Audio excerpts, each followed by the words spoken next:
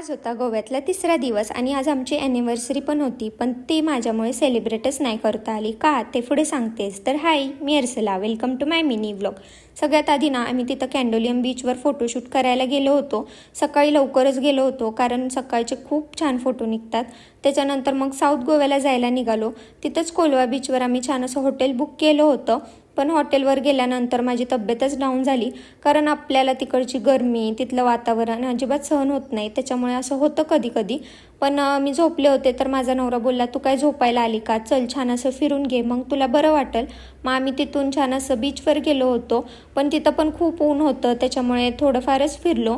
आता इतके प्लॅनिंग केले होते की पणजीला जायचं, चर्च वगैरे बघायचं, कायाकिंग करायचे, पण माझ्या तब्येतीमुळं ते सगळंच फ्लॉप झालं.